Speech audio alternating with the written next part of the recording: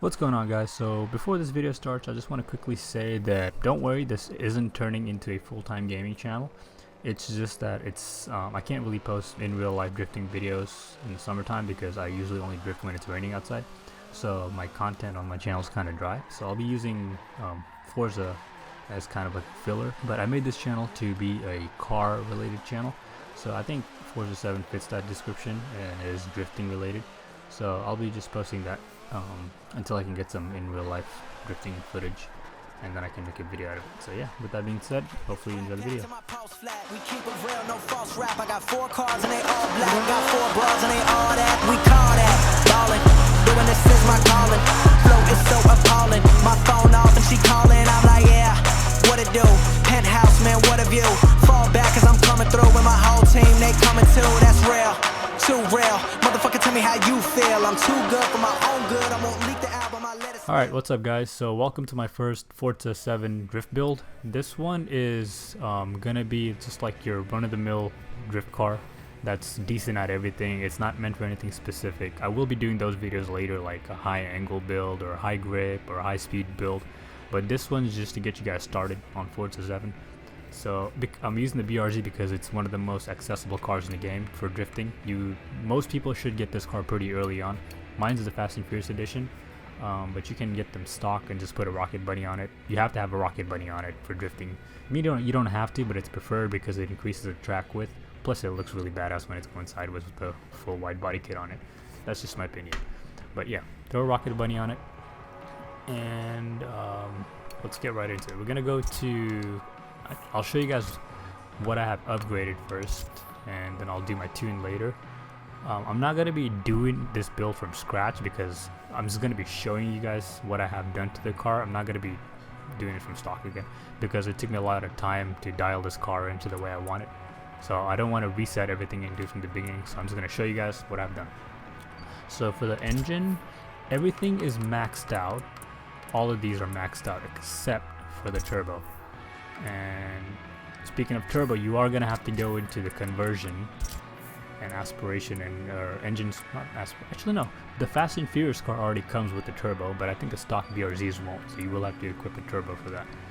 But yeah, so everything on the motor is upgraded except for the turbo. The turbo is gonna stay at sport turbo. Reason being, if I go to the max one, it just has way too much power. It's hard to handle and it spins out way too much. So I just left it in the middle one. If this was like a high speed build, then I just max out the horsepower, but it's not. So everything on the engine's maxed out besides turbo. Okay, that's done. And now let's go to platform and handling. I gotta memorize all the names in the game. So, platform and handling, all of these are maxed out to want the car to be as light as possible, one good sway bar so we can adjust them. Brakes, we need adjustment on them too, so that's why everything's maxed out. Drivetrain, same thing, everything is maxed out. And tires is not maxed out. So we're gonna be using the stock tire because it's running. I kind of adjust the car's grip level with the tire setup that I have. So I'm running the stock tires. If I go to sport, it just has too much grip. It just simply has too much grip for the kind of build that I'm trying to do. But to compensate for that, I'm running 315s rear tires. That way it has good forward momentum. And then front tire width, I'm running just the skinniest I can go, so that way the car can come out of high angle drifts without any issues. So that's tires done. Air and performance, I don't have anything done. Conversion, just all stock motor, everything, apart from the turbo. But okay, now let's go to the tune. This is the most important thing to build a decent drift car. Okay, tire pressure is really important, despite what a lot of people think tire pressure is the most important thing in drifting, apart from coilover and all that crap. But front tire pressure is, I'm running 37.5, rear is 24.5. This game doesn't have online multiplayer yet, which I'm hoping it will, online drift I mean.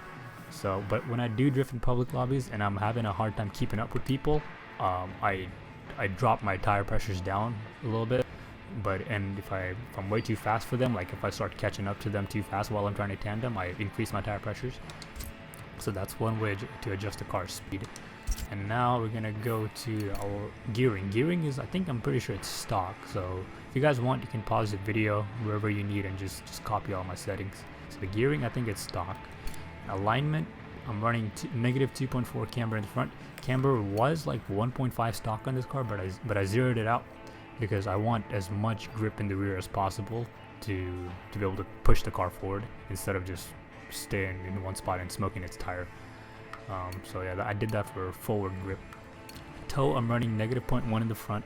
I did that to simulate like a zero Ackerman setup, so that way when the car is sideways, the front has very little drag, so you don't spin out and you have a lot of speed, even with a fairly low grip car.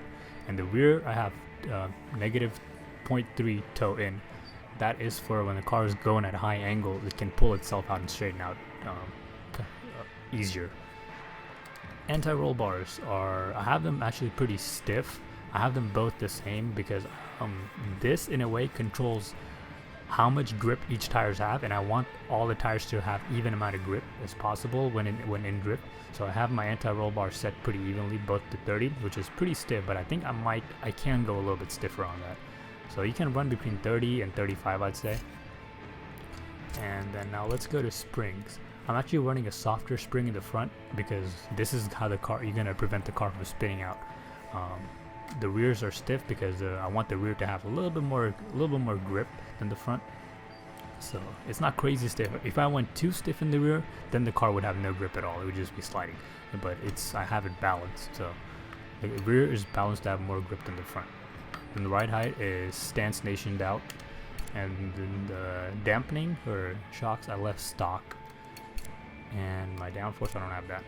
Braking it's kind of up to you guys, but I have the braking set to the way I like it, because when I'm tandeming behind people, I use the brakes to stay right on their door, and I don't want my braking to affect my wheel speed, and which will affect how my car's drifting or in mid-drift.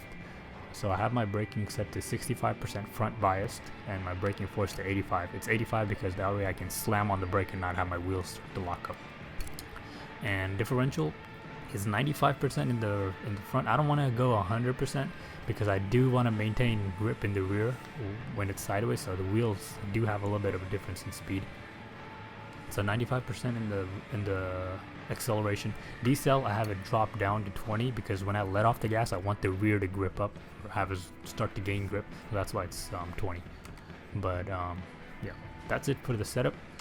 And go give this car a shot, see how you guys like it. If you like it, come back, leave a comment on the video. If you want me to do another car, leave that in the comment too, and I'll try to get to it.